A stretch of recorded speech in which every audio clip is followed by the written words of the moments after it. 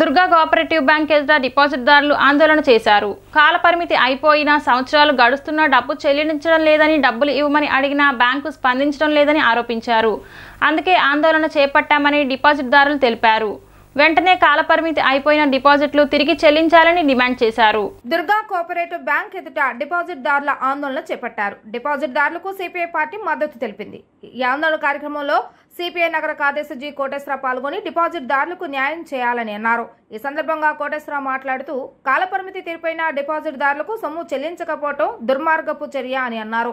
వెంటనే డిపాజిట్దారులకు సొమ్ము చెల్లించే విధంగా బ్యాంకు చర్యలు చేపట్టాలని, లేకుంటే పెద్ద ఎత్తున పోరాటం చేయవలసి వస్తుందని హెచ్చరించారు. ప్రజాప్రతినిధులు, అధికారులు ప్రభుత్వం స్పందించి డిపాజిట్దారులకు న్యాయం చేయాలని విజ్ఞప్తి చేశారు. అనంతరం పలువురు డిపాజిటర్లు మాట్లాడుతూ కాలపరిమితి అయిపోయి సంవత్సరాలు గడుస్తున్నా డబ్బు చెల్లించడం లేదని, డబ్బులు ఇవ్వమని అడిగినా బ్యాంకు స్పందించడం లేదని ఆరోపించారు. అందుకే ఆందోళన చేపట్టామని డిపాజిట్దారులు తెలిపారు. వెంటనే కాలపరిమితి అయిపోయిన డిపాజిట్లను తిరిగి చెల్లించాలని డిమాండ్ చేశారు. 100 సంవత్సరాల చరిత్ర కలిగినటువంటి దుర్గా కోఆపరేటివ్ బ్యాంక్ దగ్గర ఉన్నాము. దాదాపు ఖాతాదారులు సుమారు 10,000 పైగా ఉన్నటువంటి వారికి 40 కోట్ల రూపాయలు చెల్లించవలసినటువంటి పరిస్థితి ఉన్నది. కాలపరిమితి అయిపోయింది.